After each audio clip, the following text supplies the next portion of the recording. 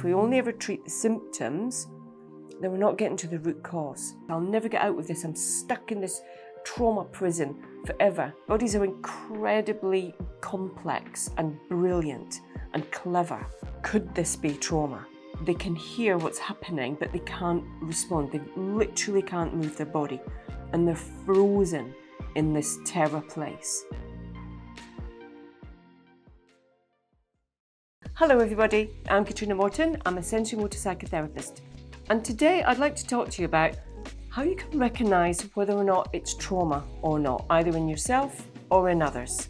But before I jump into that, if you're enjoying these videos, then give us a like, subscribe to our channel, because it really helps us get our message out there to loads more of you. This is a question I get asked a lot, and I always have done, ever since I was in social services and NHS. Is this trauma? And sometimes I would get clients referred to me from the hospital or the psychology department with this big question: could this be trauma? And it's a really good question, because we all have reactions to things. We all have things that we're frightened of. We all have things that, we avoid, that we're scared of, that we don't like doing. And, we're all really particular.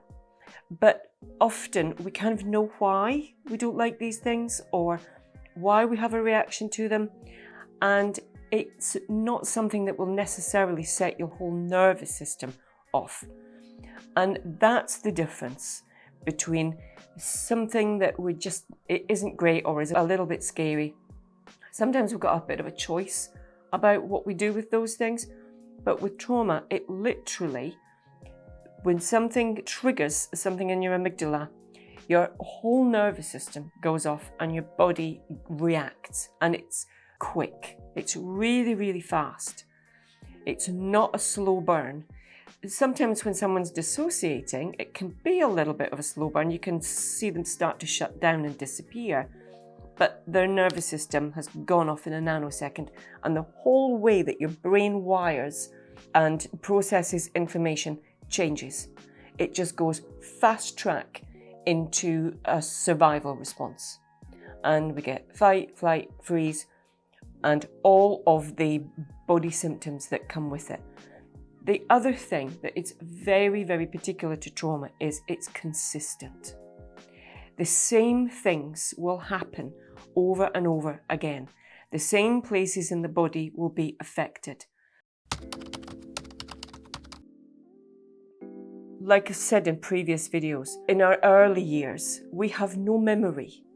And so we have no way of knowing that some of the things that happen to us when we're in our early childhood, if they were so overwhelming, they got registered as a trauma, or if the care that we got wasn't adequate or wasn't right for whatever was happening to us, then we don't make great recovery, and that can get registered as a trauma. And the problem with those things is they'll just show up and we have no idea why, but they will consistently show up. The other thing that is very, very particular to trauma is if I'm asking somebody about their childhood or things that have happened to them, if they're telling me about something and you can see that they get really, really impacted by it, and then you say, well, how long ago was that? Oh, 8 years ago, 15 years ago. It shouldn't burn that bright. And when something stays a very clear, sharp memory and image and doesn't fade and affects our nervous system, that's a trauma response. It's not just a bad memory that we don't like. We've all got those. We've all got loads of things that happen to us that, I don't really want to think about that, but doesn't set my nervous system off. That's the difference. And it is consistent. It's also really clever, especially if we've had early childhood trauma, because it doesn't affect the whole body all of the time. Yes, when we dissociate, our whole self can just disappear. And, the person that's dissociated will be often really unresponsive, or they can hear what's happening, but they can't respond. They literally can't move their body, and they're frozen in this terror place. But often what can happen, so that we can stay functional, if it's been really important to be able to stay functional, to be able to kind of go to school, have a normal life, just operate, then our body, our clever body, will actually take that trauma and lodge it in a particular place in the body. Now, workers working with the body, whether that's through acupuncture or kinesiology or reflexology or craniosacral work, they'll be able to sense and feel those things that come up in the body. In the same way, when I'm working with someone, I can see them. And sometimes someone can have literally a freeze across the top body. It's like, can you feel your arms? Can you move the muscles in your arms? No, but they could 5 minutes ago. Or it can be in the legs. Do you have any sense of your legs? When you touch your legs, can you feel that?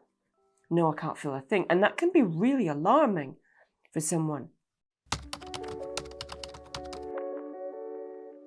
Everybody's experience is different. You know, as I've said previously, 4 people can be in a car accident. 1 person can have PTSD. The others can make a perfectly okay recovery. It depends on a number of factors. Our attachment style, our DNA makeup, our resilience, our ability to cope, our ability to manage our emotions. There's a whole load of things. And it's very particular. And it's very particular in the way that it shows up in everyone's body. Not one person is the same. Bodies are incredibly complex and brilliant and clever.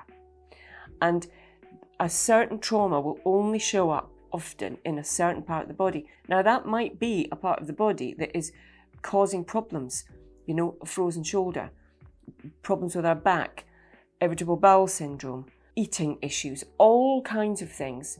That can often be a sign of an underlying trauma. And if we only ever treat the symptoms, then we're not getting to the root cause.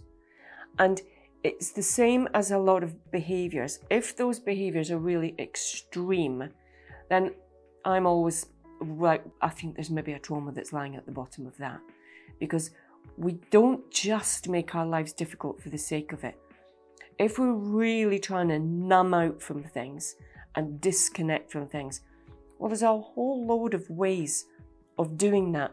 For some people, they have the ability, loads of people, to just literally disconnect, to not be aware of anything that the body is telling them. They can walk about, they can do certain things, but that information that is coming from the body to the brain is not happening. And that can show up in a number of ways. Some people find it really difficult to know what their body temperature is. They'll be out of whack with everybody else. They often won't know what clothes to wear. They won't recognise if they're too hot or they're too cold. For some people, if they're really disconnected, they're not able to know if they're hungry or they're full. That will be dictated by the time or other people eating. You know, they can go for long periods of time without eating, or get this wound that can come up that makes us feel really empty. It can give an insatiable appetite. We can have all kinds of responses, but the key is that a familiar thing? Does that happen to you a lot? Do you just zone out and lose time? That's a form of dissociation. Do you go numb and you can't feel anything? Do you get brain fog and can't think, can't make sense of anything?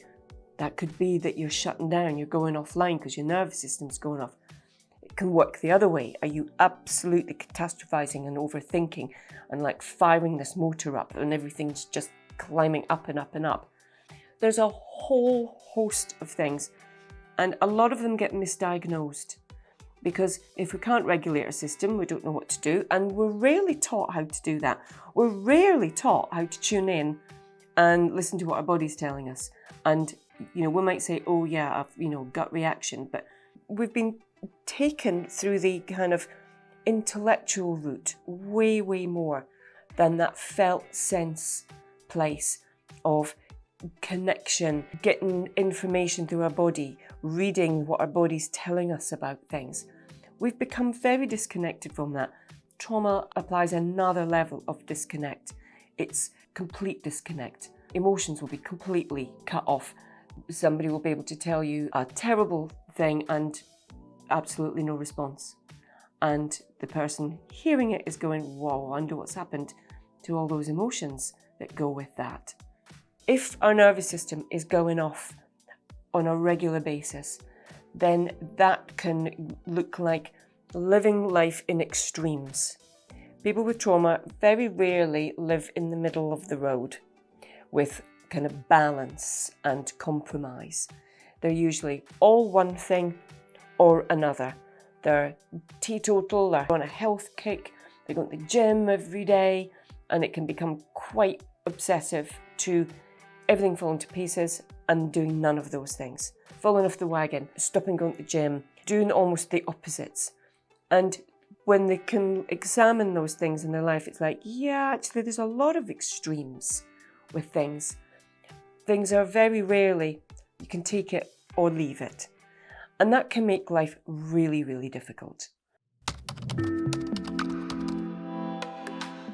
When our nervous system is going off, but we don't know that's what's happening, it can look like depersonalization, derealization, bipolar, all kinds of things. Anxiety, depression, because they affect our mood considerably. If we can learn to, one, reconnect with our body, and, it's a process, but it's not rocket science, of if that thing is able to disconnect, then it can reconnect. If there's things that have had to be shut down or there's been massive chunks missing from our developmental years, then we can reignite those neural pathways. Because what we need when we're going to work with trauma is one foot in the past and one foot in the present. Always the opposite of what's happened to us. So we need compassion, understanding, everything is welcome, nothing is a problem. Whatever your body is doing, it's been a solution to a problem. It's not the problem. If that's a solution, what was the issue that was lying underneath it? And the body will tell us. And even if someone is very disconnected, well, I'm the eyes and ears of what the body's doing. I can see those responses.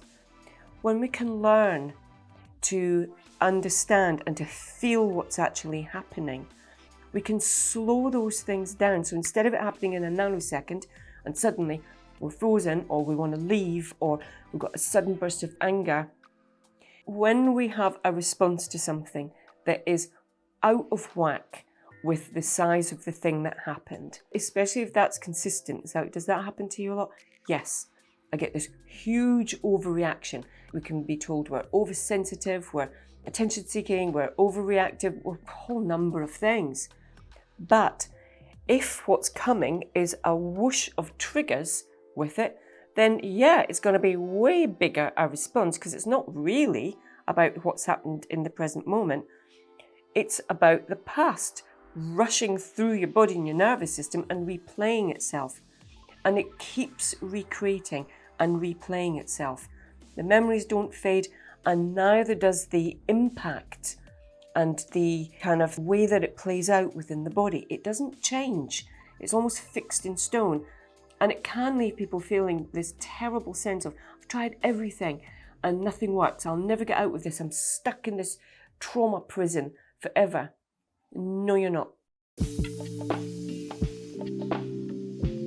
The key to it is the brain and the body.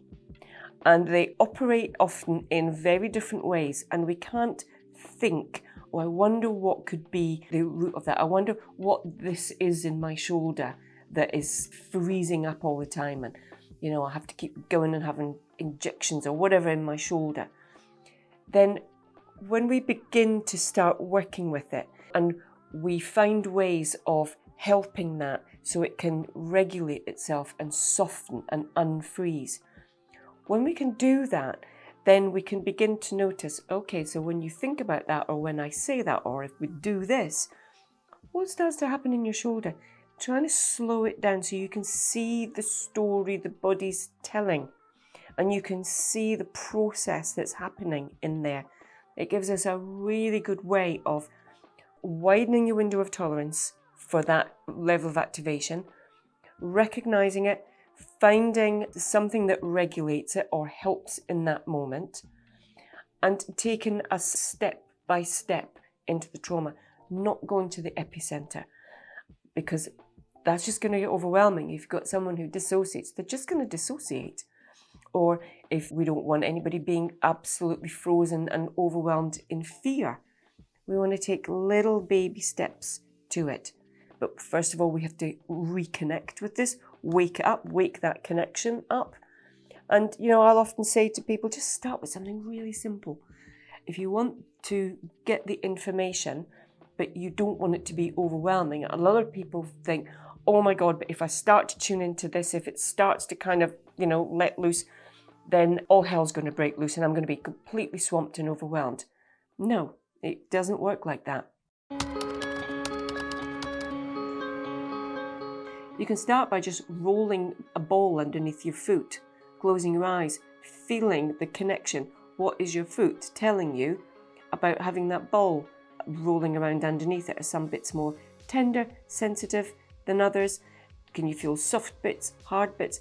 It's just reconnecting with your body, and there's a load of different ways of doing that. Then we can really help the body tell its story, make sense of the past, and know what's needed to heal. What are the missing pieces?